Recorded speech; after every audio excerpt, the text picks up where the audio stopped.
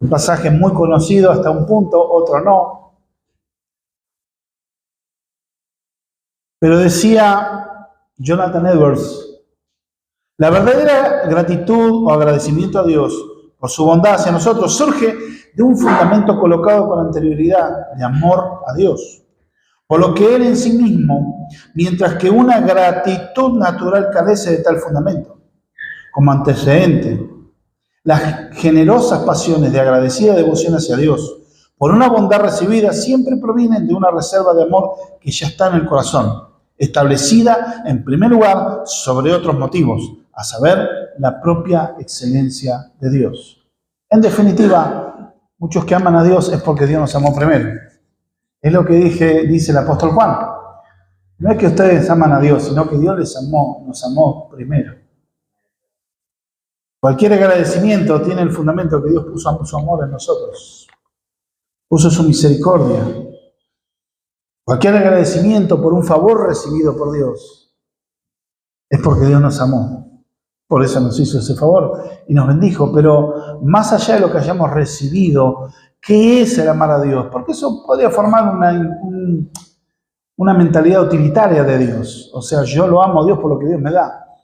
Es amar a Dios por su excelencia en sí, por lo que Dios es. Un Dios excelente, eterno, sublime.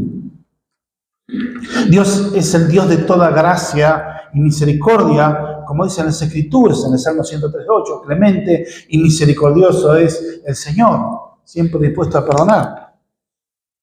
En el libro del profeta Isaías, capítulo 35, 5 y 6, habla del Mesías y una de sus características que sería la salvación que podemos tener, que es su poder sanador.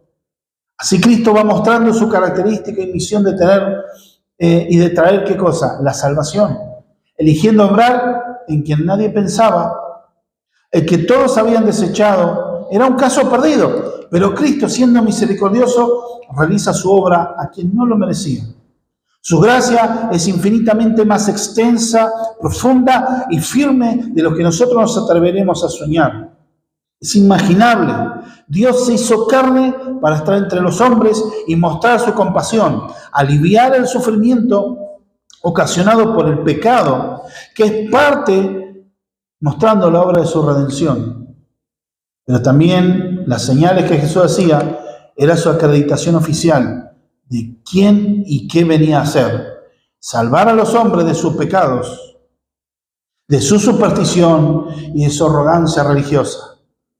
En este pasaje del capítulo 5 del Evangelio de Juan, vamos a leer el versículo 1 al 16, donde es un pasaje donde también vemos a Jesús haciendo una señal o un milagro, pero acá vemos lo siguiente. Acá toma un giro la situación. Por eso vamos a compartir y voy a compartir con ustedes en 4 encabezados. Del 1 al 4, la herencia del pecado. El 2, el contraste entre la fe que salva y la que condena. Después vemos el celo destructivo de la religiosidad del 10 al 13 y una siniestra decisión. Nosotros podamos ver en este sentido la obra de Cristo, que Dios sea obrando. Vamos a leer Evangelio de Juan, capítulo 5, verso 1 en adelante. Dice así la palabra del Señor. Después de estas cosas, había una fiesta de los judíos y subió Jesús a Jerusalén. Y hay en Jerusalén, cerca de la puerta de las ovejas, un estanque llamado en hebreo Betesda, el cual tiene 5 pórticos. En esto yacía una multitud de enfermos, ciegos, cojos y paralíticos, que esperaban el movimiento del agua, porque un ángel descendía de tiempo en tiempo al estanque y agitaba el agua, y el que primero descendía al estanque después del movimiento del agua quedaba sano a cualquier enfermedad que tuviese. Y había allí un hombre que hacía 38 años que estaba enfermo. Cuando Jesús lo vio acostado y supo que llevaba ya mucho tiempo así, le dijo: ¿quieres ser sano? Señor, le respondió el enfermo, no tengo quien me meta en el estanque cuando se agita el agua, y entre tanto que voy, otro desciende antes que yo. Jesús le dijo: levántate, toma tu lecho y anda. Y al instante aquel hombre fue sanado y tomó su lecho y anduvo, y era el día de reposo aquel día. Entonces los judíos dijeron a aquel que había sido sanado: este día de reposo, ¿no te es lícito llevar tu lecho? Y él le respondió: el que me sanó, él mismo me dijo: toma tu lecho y anda. Entonces le preguntaron: ¿quién es el que te dijo: toma tu lecho y anda?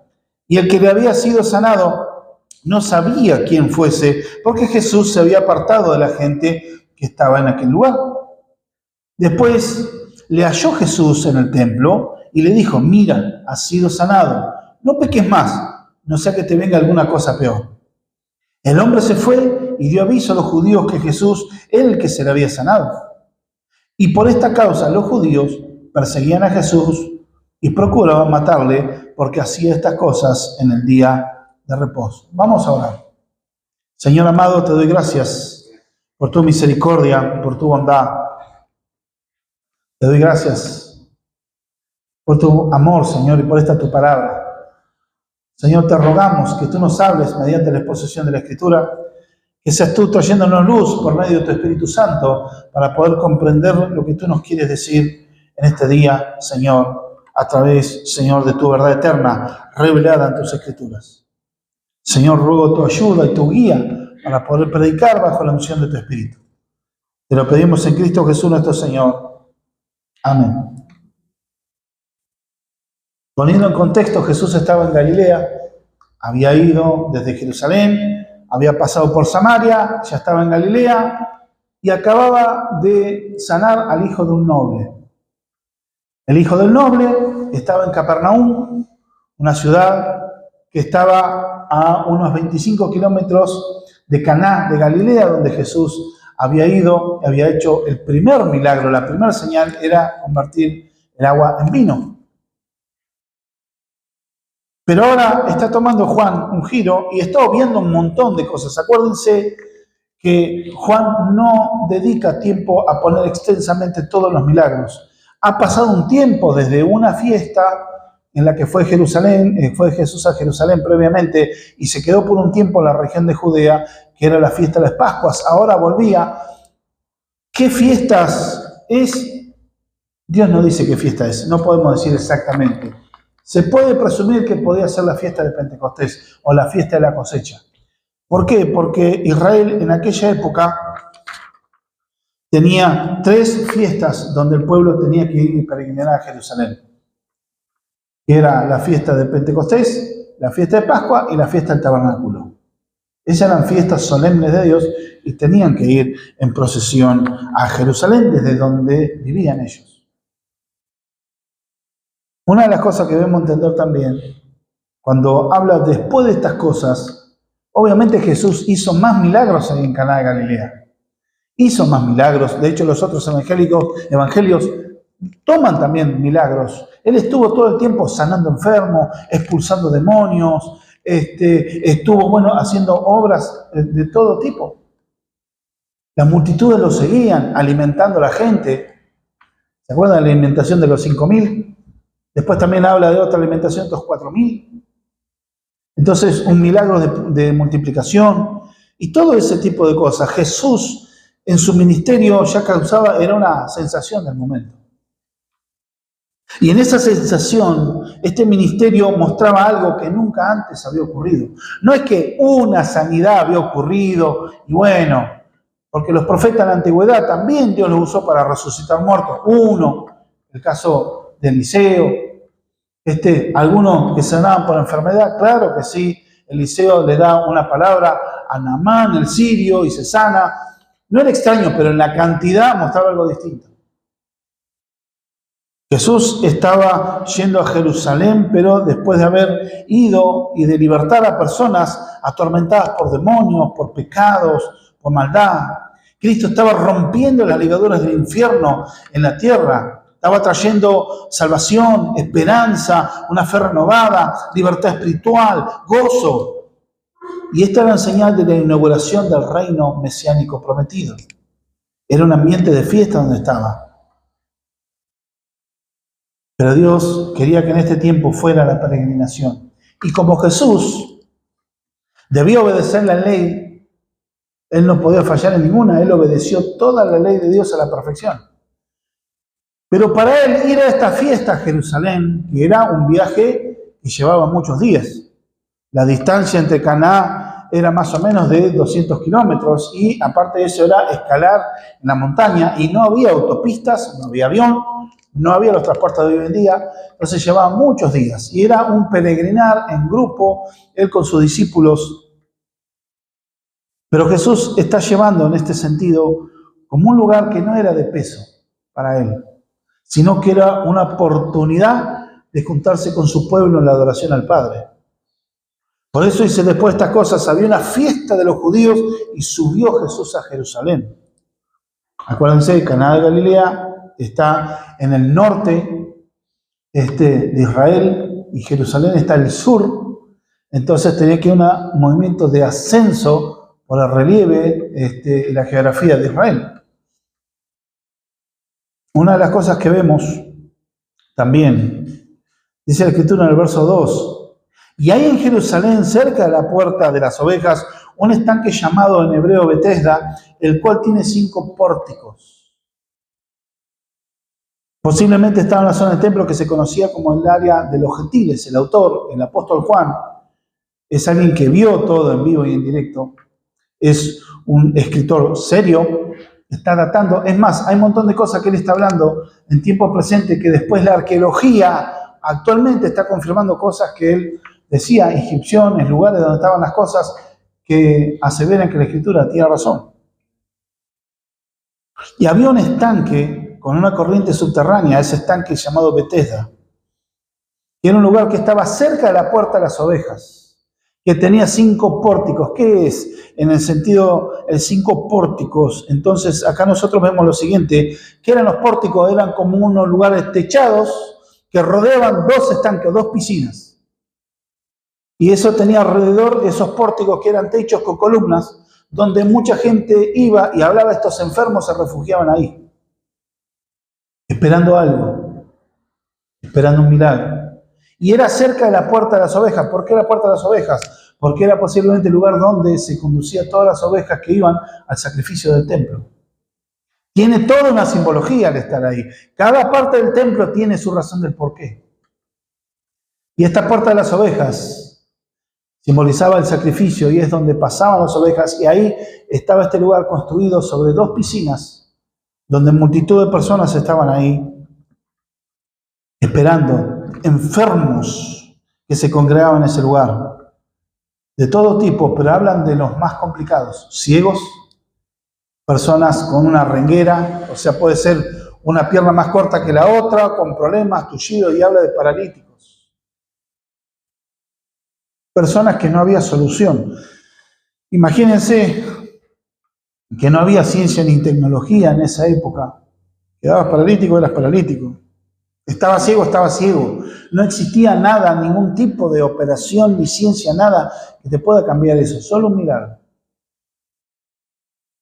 Entonces entendemos que ahí en ese lugar había un lugar donde estaban esperando el milagro.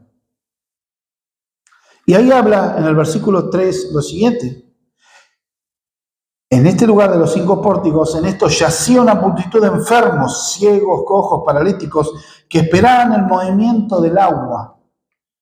Y explica por qué un ángel descendía tiempo en tiempo al estanque y agitaba el agua, y el que primero descendía al estanque, después del movimiento del agua, quedaba sano de cualquier enfermedad que tuviese. Bien, acá es como que se pone un poco rara la teología del versículo, y hay una realidad. Juan, como un historiador serio, él está haciendo un relato. Fíjense que la Biblia, el 70% de lo que hay en la Biblia son narraciones históricas.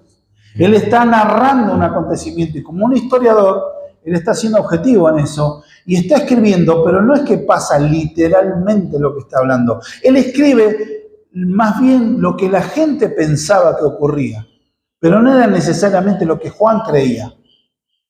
No está diciendo que él está diciendo la gente, es como decir, la gente creía que un ángel venía tiempo en tiempo y movía las aguas y el que primero se caía o se tiraba al agua, ese quedaba sano.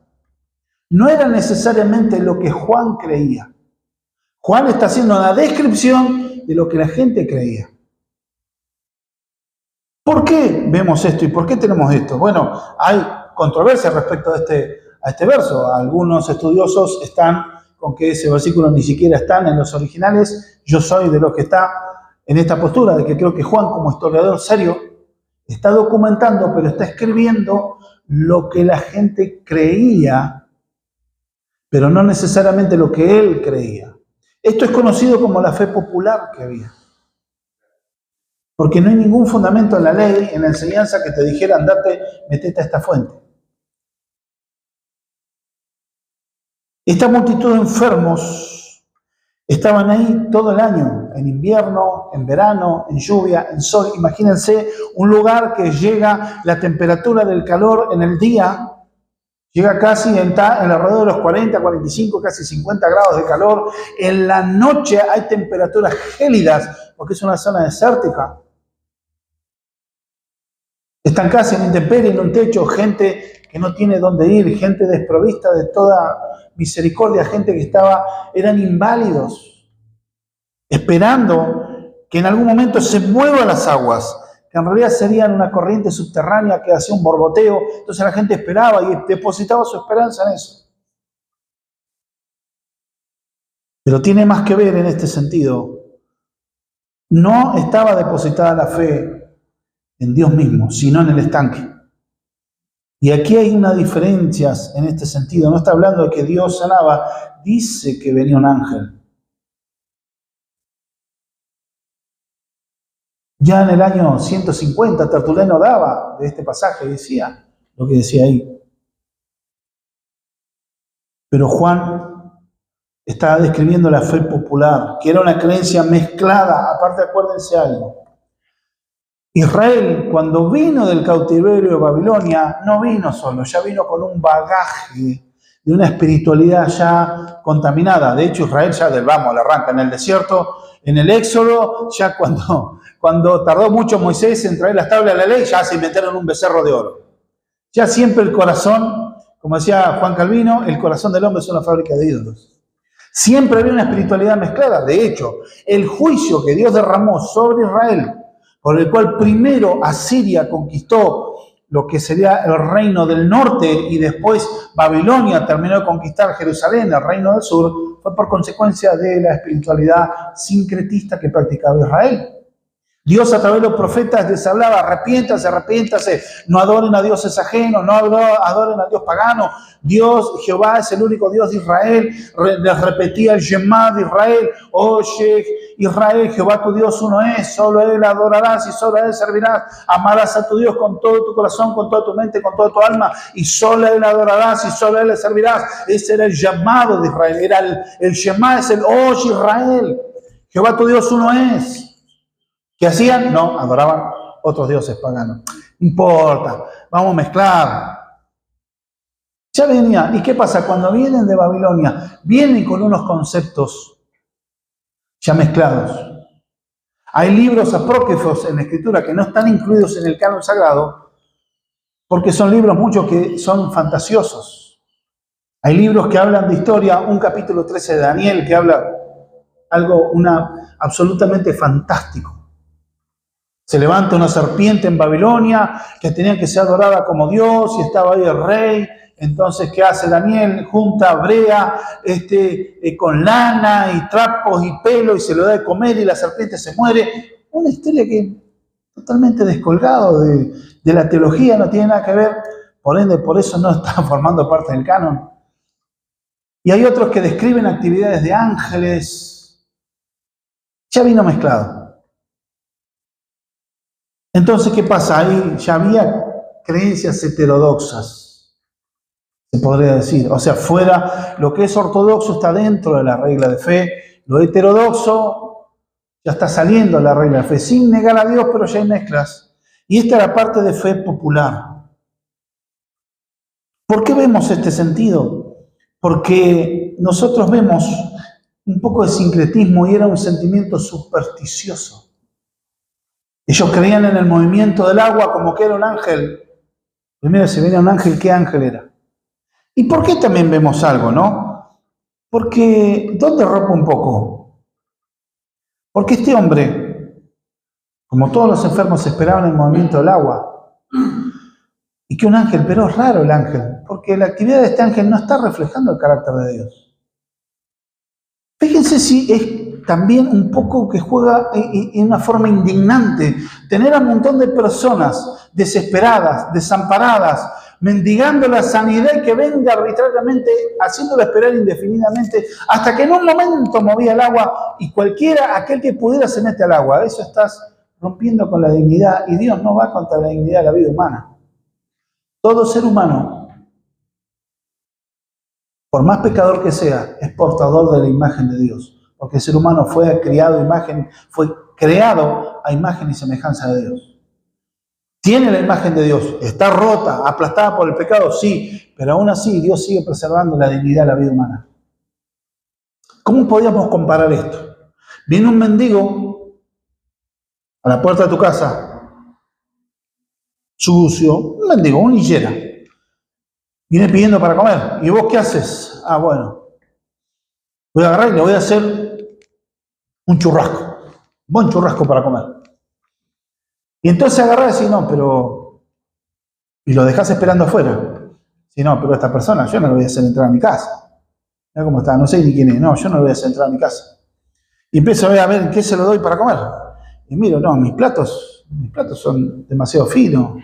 Los cubiertos también. No le voy a dar de comer en esto. Entonces, ¿qué pasa? Agarras, terminás el churrasco y salís afuera y se lo tiras al piso. Ese linchero va a comer, claro que está muerto de hambre. Va a comer, le salvaste la vida, pero le mataste la dignidad. Sea como sea, es un ser humano y la vida de ese ser humano para Dios tiene valor. Este supuesto ángel no refleja el carácter de Dios, está mostrando un Dios cruel que se deleita como jugando con la dignidad del ser humano, creando expectativas. Por eso es más una fe popular. ¿Y cuántas veces no tenemos en Argentina esa fe popular? Yo me acuerdo hace unos 6, 8 años atrás, en Ostende, apareció una mancha de humedad en una pared de una casa de una persona humilde. La Virgen, la forma de la Virgen. Entonces todos iban a adorar la manifestación de la Virgen. Y la Virgen estaba ahí en una mancha de humedad. Y uno diría, bueno, por ahí puede ser personas muy pobres, muy ignorantes, muy manipulables. No. Veíamos los donativos que hacían. Y nosotros lo que veíamos, yo pasaba por mi trabajo.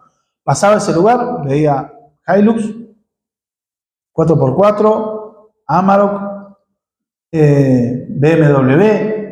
O sea, no tiene que ver con el nivel cultural o económico, tiene que ver con el corazón de personas que querían adorar una mancha. ¿Cuántas veces establecemos fe popular cuando mucha gente cree, por ejemplo, ni siquiera lo que está dentro del canon de la Iglesia Romana, al Gauchito Gil, que ni siquiera es un santo reconocido por la Iglesia Romana, pero es la fe popular? En Mercedes no adoran a Dios, ellos adoran al Gauchito Gil. Tierras poseídas por ese demonio. La mente cauterizada. Ahora, ¿qué pasa? Eso es parte de creencia popular. Dios no está, este ángel no refleja el carácter de Dios ni el corazón de Dios. Pero también, ¿cuánta creencia popular hay dentro de la iglesia evangélica hoy mismo? ¿Cuánta creencia popular? El apóstol tal, porque hoy tiene la palabra del apóstol, es casi Dios en la tierra. Hay que ver a los siervos de Dios como si fueran semidioses a los siervos de Dios. La unción de la harina. Hay lugares, a veces se ven una cosa en internet que dicen, no puede ser, pero sí. La unción de la harina. Viene la gente y lo bañan en harina. Porque en un versículo dice la Escritura que tal profeta usó harina para echar en una sopa que había veneno. El profeta Eliseo, cuando Giesi puso veneno sin querer. Bueno, andá, juntaste un par de yuyos para hacer una sopa, pero le metió un yuyo que era venenoso. Y el profeta se dio cuenta, dijo, pero hay muerta acá en esto. Bueno, tiró harina ahí, fue como un decantador, y Dios hizo la obra, pudieron tomar, porque el pobre no tenía otra cosa, había hambre. Pero ¿qué pasó? Dios hizo la obra. Ahora, con eso ya hacen doctrina, y ponen a la gente la unción de la harina. Otros, la unción del agua, ver hombres, pastores con una manguera y rociando a la gente, una aspersión de recibir la unción. ¿Qué es eso? Y para usted de contar. Muestra una ignorancia tremenda de la palabra del Señor, siguiendo lo que su corazón le dice, siguiendo los profetas, los apóstoles, siguiendo la palabra de tomar la unción del aceite, y te baña la gente en aceite. ¿Qué es eso? Personas caminando, hay cosas que a mí me pone aberrante, de gente, por ejemplo, que se postra delante de los pastores y los pastores caminan arriba de ellos como símbolo de que lo están ungiendo o que les pertenecen. Es una vejación del ser humano, es esclavizar el hombre por el hombre. En su ser es indignante, hermano, cómo rebajan a las personas a una actitud servil con los hombres. Si te vas de esta iglesia, te vas de mi cobertura y Dios te va a bendecir. Mentira, se fue a esta congregación. Pero por celo, por poder, por intereses creados, manipulan las masas para que sean obedientes a la persona. Es el culto a la personalidad. Por miedo, a través del miedo, del engaño, de la manipulación. Por supuesto, la Escritura ni la enseñan porque es lo que el líder dice. Ni te atrevas a cuestionar. Se exalta en el libro de los Hechos a los hermanos de Berea, que eran judíos, estaban en una sinagoga, decían que eran más nobles que los de Tesalónica, que habían linchado a Pablo, casi lo matan. Y cuando se fue a Berea, los hermanos de Berea, que eran más nobles, ¿qué es lo que hacían? ¿Aceptaban lo que Pablo predicaba? No. Dice que leyendo ellos las Escrituras, se fijaban si lo que Pablo predicaba estaba de acuerdo con las Escrituras. Juzgaban lo que predicaban. Usted como hermano, como hermana, le decía, usted a la vez no tiene que estar escuchándome a mí y aplaudir como foca si quiere hacerlo. Usted tiene que discernir si lo que yo estoy predicando está bien y es correcto a la luz de las Escrituras. Y si no está bien a la luz de las Escrituras, tiene todo el derecho, el deber de corregirme. Y soy el pastor. Por la gracia del Señor, pero es un rol, no es una posición de jerarquía. Eso es papismo romano en la iglesia evangélica. El nuevo movimiento apostólico, queriendo traer una renovación carismática, pero no tiene nada que ver. El ministerio apostólico tiene un rol fundacional. ¿Cuántas veces ponemos fundamento en una construcción? ¿Cuántas veces hacemos las bases? Una. ¿Para qué quieres más? La iglesia va sobreedificando sobre estos cimientos, sobre los cuales son los apóstoles y profetas, cuya piedra angular es Cristo. ¿Cuánta creencia popular hay en la iglesia? Muchos diciendo, bueno, y algunos se arman teologías propias. No, porque, como hablaba con una persona, Dios no va a mandarte nunca a un lugar donde vos te sientas mal o donde se tense el alma. Como yo le respondí a esa persona, a ver, vamos a preguntarle a Abraham cuando Dios le dijo, tenés tu hijo Isaac, tu único hijo, dámelo en sacrificio. Sí, la Biblia dice que Abraham tenía fe que Dios podía resucitar a los muertos de Isaac, pero era su único hijo, el hijo de la promesa. Y como era hijo de la promesa, Abraham tenía fe que Dios podía resucitar. Pero podemos preguntarle algún día, cuando estemos en el cielo, preguntarle cómo fueron esos 3 días que ellos ascendieron al monte para presentar sacrificio. Cuando él estaba a punto de matar a su hijo, entregarlo delante de Dios, en una condición de fe, donde le dije, bueno, detente, Dios ya ha visto que lo crees y lo amas. No mates a tu hijo, no lo toques. Y aquí Dios ya se provee cordero y apareció un carnero enredado en una plantita que no tiene lógica, pero Dios hace así y Dios para el sacrificio una adoración a Dios. Pero ¿cómo ha estado el alma de este hombre? Un hombre de 100 años, de más de 100 años. Vemos en las Escrituras cómo estaba el alma de Jesús cuando estaba en el Getsemaní. Dice que estoy triste hasta la muerte. Experimentó la tristeza y el abandono, no solo de su discípulo, el abandono del Padre, porque él iba a beber la copa de la ira de Dios enterita, él solo. ¿Cómo podemos decir, hermanos, Hermanos cristianos que fueron entregados a muerte si no se tensaba el alma, que tendrían gozo y firmeza antes y que quizá en el momento descansaron en Dios y se entregaron para ser ejecutados. Amén. Ay, no, pero si hay problema no es de Dios. Mentira. Clamamos por justicias y nos hacemos nuestra propia teología. Eso es fe popular. No está basado en la Escritura. ¿Por qué vemos que esto tenía base popular? Porque vemos el contraste entre la fe que salva y la que no salva. En el verso 5 vemos la Escritura que dice, y había allí un hombre que hacía 38 años que estaba enfermo. Fíjense que Jesús está viendo. Había un hombre que hacía 38 años que estaba enfermo. No quiere decir que estuvo los 38 años en el estanque esperando que se mueva el agua. Hacía 38 años que estaba enfermo. Estaba paralítico.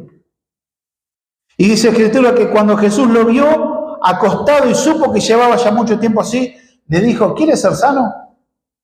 Qué pregunta, ¿no? Este hombre está esperando, pudo haber recibido de la omnisciencia, se lo pudo haber comunicado el Padre, o preguntando simplemente una observación. ¿Ustedes tienen idea de lo que es un cuerpo tullido después de 38 años de no moverse? Se pierde masa muscular. Se empiezan unos músculos a contraerse o quedan estirados. Los miembros ya no se pueden mover, no hay sensibilidad. Al no moverse, no ejercitarse, se pierde el músculo. Es como así, bueno, el cuerpo dije, bueno, acá no hay utilidad. Se empieza a consumir, queda solamente piel y hueso. No hay músculo. Una persona tullida de mucho tiempo, imagínense, lleno de polvo, su ropa, un lugar polvoriento, mucho calor, lleno de polvo, sucio, ya quedando deforme. Y de toda aquella gran multitud, porque acuérdense, el escenario es un día de fiesta del Señor. Estamos hablando de casi 500.000 de personas que están desfilando por ese lugar. Y de toda esa multitud, Jesús busca a este hombre. Este señal o milagro que el apóstol Juan está es para mostrar un sello. Es para mostrar el poder sobre la enfermedad. Y se le acercó haciéndole una pregunta que parecía obvia. Y esto inclusive parecería casi una cargada, ¿no? ¿Me estás viendo que estoy ahí? O sea, ¿querés ser sano? Vemos la respuesta de este hombre. Señor, le respondió el enfermo, no tengo quien me meta en el estanque cuando se agita el agua, y entre tanto que yo voy, otro desciende antes que yo. Quiere decir que podría tener una movilidad por los brazos. Quizá. Pero una pregunta un poco obvia, ¿quieres ser sano? Hasta incómodo. Pero este hombre muestra algo, que tenía fe, pero ¿en qué tenía la fe? ¿Tenía fe puesta en Dios? No. ¿Dónde estaba puesta? En el estanque. Él creía que si se metía en el estanque iba a ser sanado y esperaba eso. Pero acuérdense, hermanos, él no era ciego, era paralítico. O sea, que vería cuántas cosas que no ocurría así, pero aún así decidía aferrarse a una esperanza, aunque sabría que sería vacía. Y ojo, que alguna vez se podría ocurrir, porque algunas enfermedades se podrían haber sanado, pero hay que ver qué ángel y de quién es ese ángel. Porque también la Escritura habla de que Satanás hace milagros engañosos para atar definitivamente a esa persona a esa fe popular. No, yo hice una promesa a la Virgen me sanó. Yo hice una promesa a San Cayetano y tengo trabajo. Tu mente queda cauterizada a San Cayetano, no al Dios que dice que es el proveedor, el creador de los cielos y la tierra, a San Cayetano.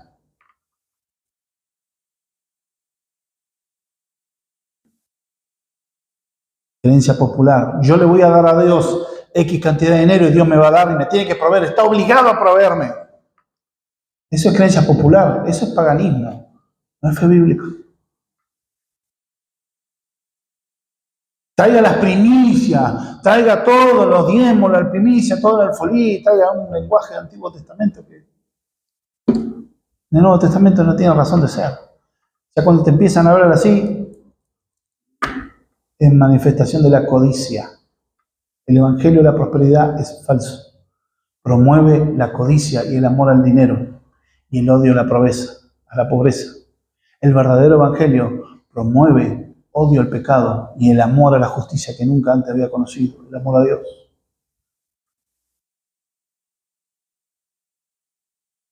Ni aun viendo la evidencia, este hombre se resignaba a dejar de creer en el pozo, en el agua, en la fuente. Aunque viera la evidencia contraria, se aferra a esa superstición, que es evidencia que es una fe muerta. A veces pasa, ¿no? Se ve en otros tantos lugares. Yo tenía mi abuela de lunes a viernes iba a los curanderos y el domingo se iba a confesar a la iglesia. Quería estar bien con todos lados. Pero también vemos algo extraordinario, que esta fe estaba basada en una idolatría. Pero acá Jesús tiene poder, y todo este pasaje, todo el capítulo 5 habla sobre el poder que Jesús tiene en sí mismo para dar vida y su autoridad. Él le responde, Jesús dice, ¿quieres ser sano? Pero Jesús le da algo maravilloso, una orden que hasta inclusive parecería cruel. Porque querés ser sano, Señor, no tengo quien me meta. Quizá el hombre habrá dicho, bueno, quizá este hombre me ayude cuando se mueva del agua. Que dice, bueno, levántate, toma tu lecho y anda. Es una orden basada en 3 imperativos. Levántate, toma tu lecho y anda. Hermanos, después de 38 años de estar, personas que han estado muchos años en coma, por ejemplo, a la hora de despertarse, tienen que sufrir mucho tiempo de rehabilitación. Aquellos que han tenido un accidente, se quebraron. Después viene un tiempo de rehabilitación. Y muchas veces son tiempos muy dolorosos para que volver a activar ese músculo que está lesionado y que se perdió quizá por un tiempo, capaz que estuvo 3, 4 meses, 5 meses. Después es doloroso el ejercicio para rehabilitar ese músculo, para volver a su función normal por la memoria muscular. Imagínense 38 años sin mover nada. Pero acá no estamos hablando que fue una sanidad en cuotas. Jesús no está hablando de aquello, bueno, a ver, tenés una pierna un poquito más corta que la otra, el famoso crece, el hombro acá como muestran, te está acomodando. Insulto a la inteligencia de la persona, pero mucho crece. No estamos hablando que estaba algo medio, más o menos, que se vio, o una sanidad en cuota, no. Vamos a hacer otra oración y que venga el otro culto porque así termina la sanidad. No, Jesús directamente, aquellos que se declaran sanadores en sí, tendrían que estudiar cuidadosamente este pasaje. ¿Y cómo lo hizo Jesús? Levántate, toma tu lecho y anda. Y fue al instante, porque la palabra del Señor nos habla que este hombre que tendría las piernas, los músculos, la columna vertebral afectada, este estado del cuerpo que estaba atrofiado, inmediatamente recobró fuerza. De esas células muertas, de esas partes tullidas, se recuperan totalmente al instante, sin hacer ejercicio, sin hacer terapia, sin hacer rehabilitación de kinesiología, sino que directamente se levantó y tomó su lecho y dijo, anda. Levántate, toma tu lecho y anda. O sea, seguí caminando. Eso es imperativo. Fue la orden de Dios el Hijo dándole para que ese cuerpo fuera restaurado en el momento. Una de las cosas que muestra que Jesús no depende de la fe de la persona. Otro, no recibió el milagro porque no tuvo fe. No, mentira, porque ese fue un charlatán. Jesús cuando quiere sanar a alguien, lo va a sanar, tenga o no tenga fe. Este hombre tenía fe en el estanque, no en el hombre que le estaba hablando. No veía a Jesús como Dios, y no creía ni siquiera en el Dios de Israel, en el estanque. Bueno, Dios le reubicó, le mostró, le puso los patitos en fila. Le mostró quién tiene autoridad sobre la vida, sobre la muerte y sobre cada átomo y parte del universo, sobre su cuerpo para rehabilitarlo en un instante. Por eso muestra 3 cosas. Muestra que Jesús tiene autoridad sobre la enfermedad, que Él es el dador de la vida, Él es la fuente de la vida misma. Y segundo, está reenfocando la fe de este hombre, de creer en ese misticismo a creer en Él como su Salvador. Jesús se muestra y le muestra el error de confiar en esas supersticiones. Por eso debemos entender que no depende de la fe o la disposición de la persona, sino de lo que Dios quiere hacer. No recibió porque no estaba dispuesto. Lee la palabra. Por otro lado también vemos algo, un detalle no menor. Y ahí da un key y donde da el giro. Verso 9. Y al instante aquel hombre fue sanado y tomó su lecho y anduvo, y era el día de reposo aquel día. O sea, no era cualquier día. Era el día llamado el Shabbat. Es el día de descanso, es el séptimo día de la semana, nuestro sábado, donde ese era un día que Dios había distinguido y consagrado para que ese día Israel dedique por enteramente su corazón y su vida a Dios, donde Israel no tenía que trabajar. Era un día de fiesta. Era un día de comunión. Esta es una señal también que habla Dios en la antigüedad, que era una señal de pacto de Dios con su pueblo. Y este es un momento de descanso para centrarse en Dios, de reconocerlo, adorarlo y disfrutar de su comunión con Dios. Por eso no se podía realizar ningún trabajo ese día. Y si se quebrantaba la ley, y esto era grave, pero Jesús está dando una real interpretación de la ley de Dios. Fíjense lo que ocurre con este hombre, y que a veces decimos, ¿cómo puede ser? Entonces los judíos dijeron a aquel que había sido sanado, en este día de reposo, no te es lícito llevar tu lecho. Ahí aparecieron los judíos, son los fariseos. La gente muy celosa de la fe y que apareció que ellos eran como la Gestapo de la ley. Ellos eran personas, los rabinos, los maestros de la ley, que fíjense, no se gozaron en que este hombre había sido sanado. Seguramente alguno lo había visto, que estuvo 38 años enfermo, lo conocerían, sabía que estaba postrado ahí, y verlo caminando, en vez de gozarse, de alegrarse que había sido sanado, no, está llevando tu lecho. No te es lícito hacerlo en el día de reposo. Fíjense lo enceguecidos que estaban en esa nimiedad de la ley, y que de hecho era una invención de ellos. ¿Por qué? Porque ahí estaban contradiciendo parte de los artículos de las leyes rabínicas, pero no de la ley. Dios en ningún momento dijo eso. En su ley dice que guardar en el día de reposo y que no trabajarás en ese día. De hecho, le decían lo que ustedes en el desierto junten todo el maná en porción doble porque mañana no tienen que hacerlo. Y dice la Escritura que juntaron cada uno el doble. ¿Y qué pasó? Nada se pudrió y pudieron compartir ese día porque comían lo que Dios le había dado. Y también estaba en la ley, por supuesto, le citaban eso. Y estaban ahí esas interminables regulaciones.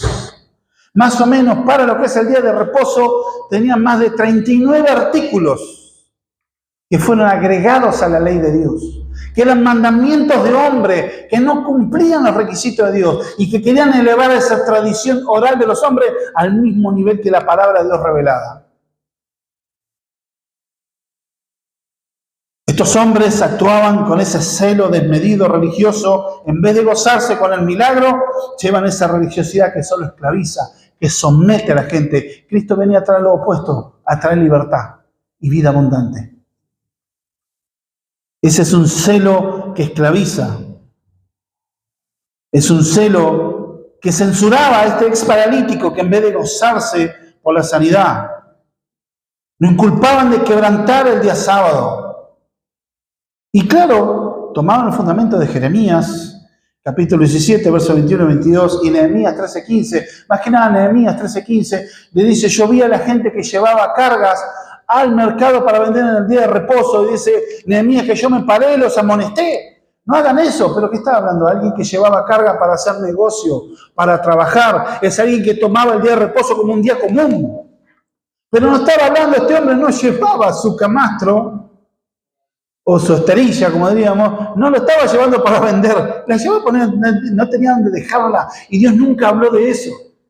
Cosas tan ridículas como que un sastre, que si en ese día llevaba una aguja puesta en la solapa de su vestido, estaba llevando una carga, por tanto estaba violando el día de reposo. Esa locura se le ocurría a los genios, y querían imponer eso. Porque Jesús se está atacando con esta actitud y lo sana el día sábado a propósito. Porque Jesús está mostrando algo en la ineficacia de la fe popular o el misticismo, la mentalidad mística de muchos que quieren creer en cosas extra a las Escrituras, prefieren ir, esperan escuchar voces en su mente, en su lado, todo menos ir a la voz de Dios autorizada que es la Escritura, o como otros en su religiosidad. ¿Cuál es la mentalidad religiosa?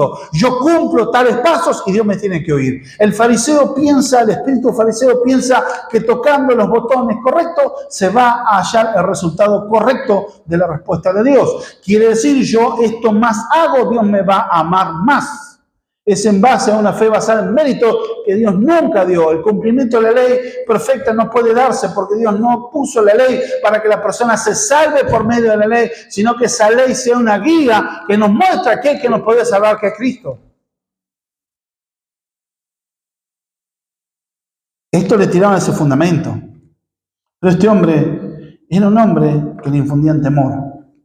Y él, el verso 11, y él le respondió: el que me sanó, él mismo dijo, toma tu lecho y anda, con un criterio. Bueno, el que me sanó tenía derecho. O sea, el médico me dijo, tenés que hacer esto. Levantó y me dijo. Pero vemos algo en la actitud de este hombre. Flojito de convicciones. En vez de haber dicho que me sanó, me dijo esto. Un poco como que le echó la culpa. Porque, ojo. En la ley rabínica se decía que si te encontraban llevando una carga, si lo hacías inconscientemente, no te diste cuenta, bueno, tenía que ser castigado. Pero si lo hacías conscientemente y sabiendo, podías ser apedreado. O sea, morir por lapidación. Entonces, este hombre se llenó de temor y dijo, no, bueno, el que me sanó me dijo. Queriendo un poco sacarse la culpa de encima. Este hombre fue interpelado y ni siquiera sabía quién lo sanó. ¿Y por qué esta furia que estos hombres tenían? Entonces le preguntaron en el verso 12, ¿quién es el que te dijo, toma tu lecho y anda? La verdad no tengo ni idea. Fíjese también por otro lado, este hombre sí, Jesús se apartó de él deliberadamente enseguida y quizá no le dijo quién era y no sabía, pero ¿cuál era la furia de esta gente? No le dijeron quién te hizo este milagro, quién fue el que te sanó, para ir a conocerlo y glorificar a Dios. No, era para saber quién te sanó el día sábado.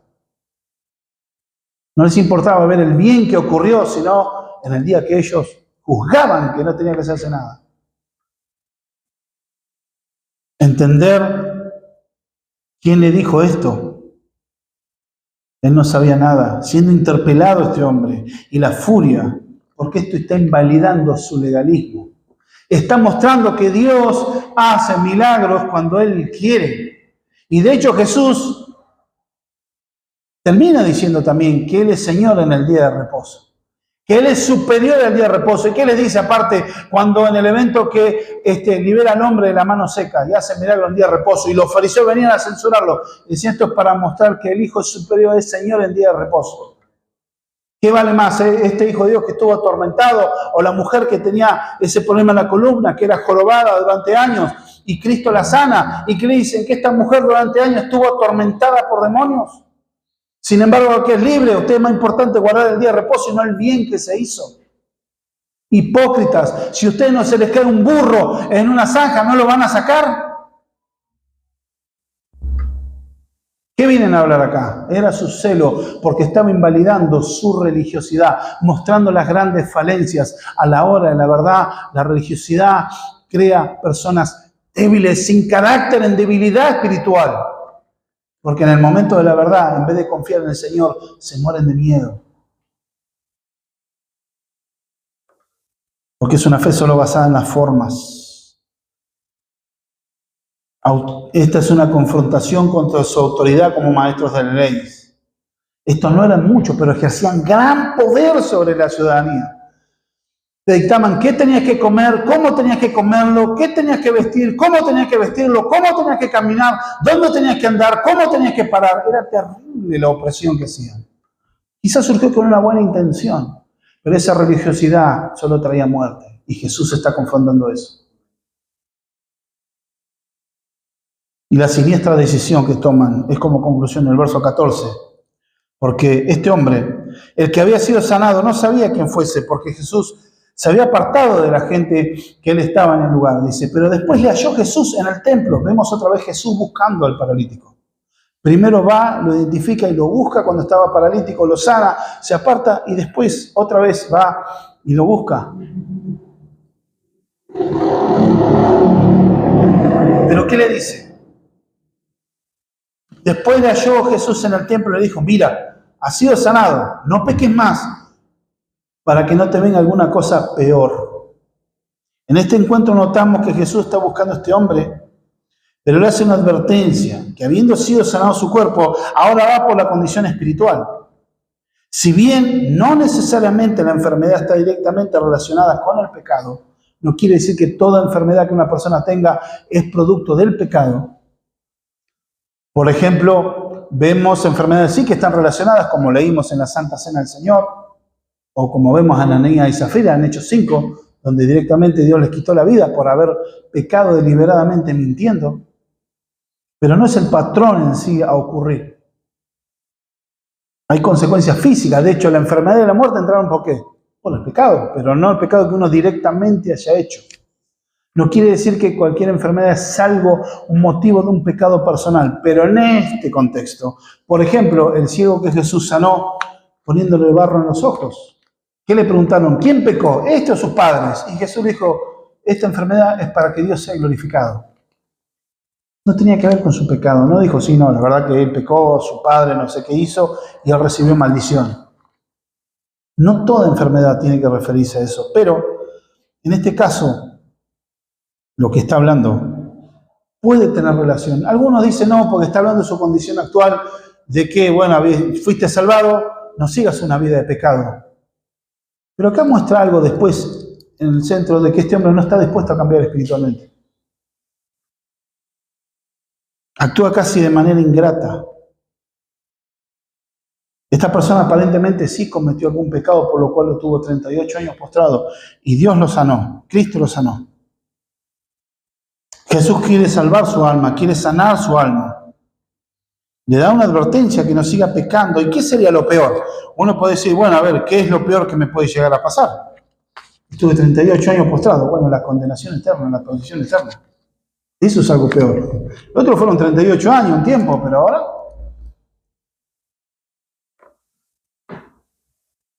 Pero en el verso 15 muestra algo, que es lo que demarca el corazón de esta persona. El hombre se fue y dio aviso a los judíos que Jesús era el que le había sanado. Este hombre paralítico ya sabía de la animadversión que tenían los fariseos contra Jesús y sin embargo es como que se alió con ellos. Puede ser por miedo, porque quería sacarse de encima a ese que lo inculpaban. Vos estabas llevando tu lecho en el día de reposo y quería quizás sacarse, fue por miedo. Pero también podemos ver que no le gustó lo que Jesús le dijo. Y no había una disposición de él de cambiar. Por eso fue. Y pretendió seguir el favor con los fariseos y les dio el nombre. Ahora, ¿Jesús sabía que iba a pasar? Claro, sí. Jesús es Dios. Estaba dentro del plan porque esta confrontación ya era demarcada. Quería ser librado quizás este hombre de la sospecha de violar el día de reposo. En teoría, las sensaciones por desobediencia, dice el autor, en el día de reposo eran serias. Dodds cita a Lightfoot, dice, todo aquel que llevara algo en este día de reposo, tomara algo de un lugar público o privado, si había hecho inconscientemente, debía hacer el sacrificio por su pecado. Pero si lo había hecho intencionalmente, debía ser expulsado y apedreado. Eso dice un autor historiador.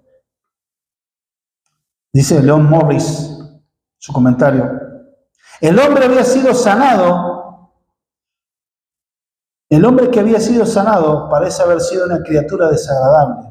Tan pronto como descubrió la identidad de su benefactor, lo traicionó ante los hostiles de la autoridad. Este hombre, habiendo sido sanado, aún así fue y traicionó a Jesús, los mandó al frente. Esto muestra quizá un hombre lleno de miedo, pero con nada de disposición a un cambio espiritual. Recibió sanidad, pero aún así decidió persistir en su forma de ser.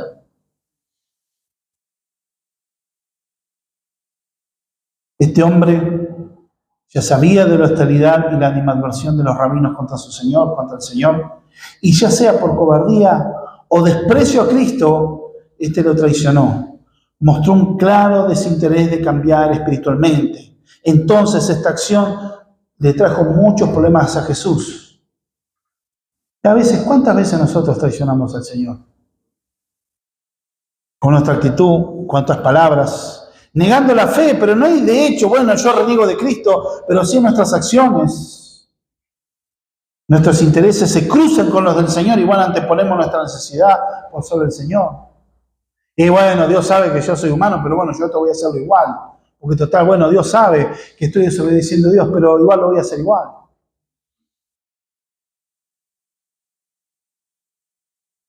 Lugares donde se están negando al Señor con compañeros de trabajo, se blasfema el nombre de Cristo y uno se ríe con los chistes de ellos, por no quedar mal. Está traicionando al Señor. ¿Qué mostrás de Cristo? ¿Cuántas veces tomamos decisiones basadas en lo que yo necesito y no confiamos en el Dios que me puede proveer? Como decía un hombre hace muchos años, Dios es poderoso, pero a mí la comida no me van a traer los enanitos. Hablando de los duendes. Su fe estaba basado en su fuerza, su trabajo. Y nadie dice que no tengas que trabajar, pero ¿dónde está tu confianza? ¿En el Dios de la temporada? ¿O en el Dios que te provee durante todo el año? Realmente con fe decimos, Jehová mi pastor, nada me faltará, y sobre dedicados pastos me harás reposar y junto a agua, las corrientes de agua me hará descansar. Cuando tenemos dificultades y decimos con esa misma fe, aunque ande en valle de sombra y de muerte, no temeré mal alguno, porque tu vara y tu callado me infundirán aliento, o termino haciendo cualquier cosa con tal de zafar. Cuando se te requiere tu fe, demostrar tu hombría en el carácter delante de personas que blasfeman y niegan el nombre del Señor, compañeros de trabajo, compañeros de estudio, y uno, nos reímos nomás porque, para no quedar mal. ¿Qué mostramos de Cristo? Muchas veces actuamos como este paralítico.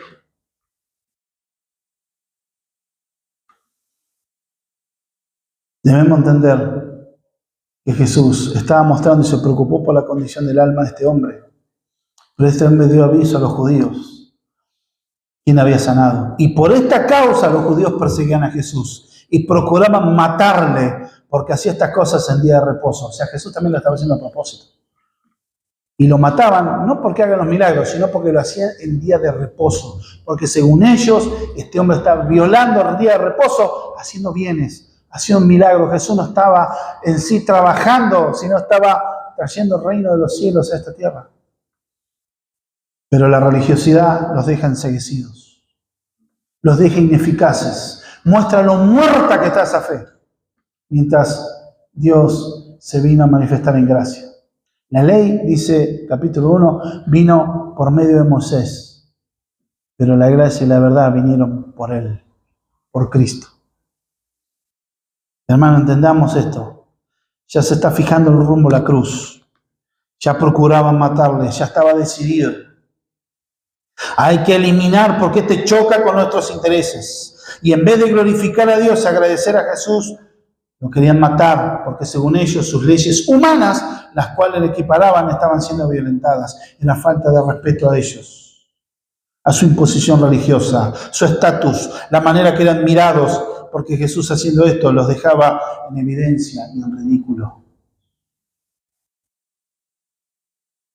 El Señor no respeta el sábado que ellos enseñaban, pero sí guardaba el reposo en Dios, ya que Jesús muestra que Él es Señor en día de reposo, es superior. De hecho, Él les dice, el sábado fue creado por el hombre, no el hombre por el sábado. Fue un regalo de Dios para el hombre que pueda tener ese día en la semana para que pueda descansar de sus actividades, retomar fuerzas y para centrarse en Dios en ese día, conmemorando, orando, leyendo las Escrituras, orando al Señor, gozándose en Dios y tomar fuerzas físicas y espirituales para comenzar la semana al día siguiente.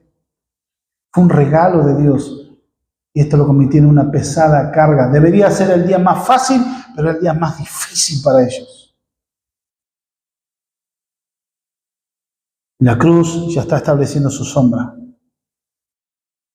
Pero en este texto debemos entender que la cruz libera de la arrogancia religiosa y nos debe liberar de esa idea mística, de esta espiritualidad pagana o legalista que no nos acerca a Dios, sino al contrario, nos aleja. Porque tener estos pensamientos es una afrenta contra su cruz y contra su sangre derramada. Pero Dios, que es misericordioso, desbarata estas dos posiciones, al supersticioso y al legalista, mostrando un mejor camino, Él mismo, porque Él es Señor en día de reposo. Él es el dador de vida. Él es el Señor del universo y de todas las criaturas. ¿Cómo nos ocupa esto? ¿Cómo aplicamos? Dios en Cristo es nuestra única esperanza. No hay fórmulas mágicas, ni conjuros o pactos que muevan a Dios. Él nos buscó y nos encontró. Él es el soberano absoluto sobre la vida y sobre la muerte. ¿Por qué sanó ese día solamente a ese paralítico? Porque Dios es soberano. ¿Crees en Él como tu Salvador? ¿O seguís queriendo hacer méritos? Dios nos amó en Cristo. Cuidemos de no traicionarlo por luces de este mundo o el miedo a las circunstancias. Él es quien tiene el control. Solo confía en tu Dios. Y como último, Jesús cumplió la ley de Moisés para traer una nueva ley, la de su amor. Vivimos bajo la ley de Cristo y Él es nuestro reposo, nuestro sabbat, nuestro descanso y refugio en las luchas y las tormentas. Él es nuestro faro en nuestra lucha contra el pecado. Él en este debe ser mortificado. ¿Qué cosa? El pecado todos los días por causa de la salvación. Rendirse a Cristo y vivir para Él es la victoria final que Cristo ya venció. La victoria final es nuestra, porque la palabra dice que nosotros en Cristo somos más que vencedores, hermano. Pero no es con tus fórmulas, es rindiéndote a Dios. Si hoy alguno ve que no está en Cristo, hoy es día que pueda arrepentirse de todo corazón, que venga a Cristo en fe y en arrepentimiento. Y la palabra dice: el que a mí viene, yo no le echo fuera. Dice la Escritura que el espíritu contrito y humillado no despreciarás tú, oh Dios. Si hoy te arrepentís y crees en Cristo como tu único suficiente Salvador, Dios te va a perdonar. Eso dice la Escritura. Hermano, confía en Cristo sobre todo. Muchos somos legalistas en recuperación. El Evangelio de la Gracia desbarata nuestro sentimiento religioso de llego a mis metas porque yo puedo. Porque yo no puedo, me rindo a Cristo. Bendito Padre, te damos gracias por esta tu palabra. Ruego que tú la bendigas. Y tú bendigas, Señor, y añadas a cada corazón lo que quizás, Señor, en mi torpeza humana no pude expresarlo correctamente. Yo te pido que bendigas, Señor, a tus hijos, que bendigas a tu pueblo y que puedan traer descanso a su alma y a su corazón, Señor. Bendito Dios, que no sean las nimiedades de nuestra presencia, nuestro pensamiento legalista, que nos estorbe de ver el premio, Señor, del llamamiento supremo que tenemos en Cristo. Que nada nos estorbe, que podamos despojarnos, Señor Dios mío, del pecado que nos pueda estorbar en la carrera. Señor amado, rogamos que tú bendigas a tu pueblo, bendice a tu iglesia. En el nombre bendito de Jesús. Amén.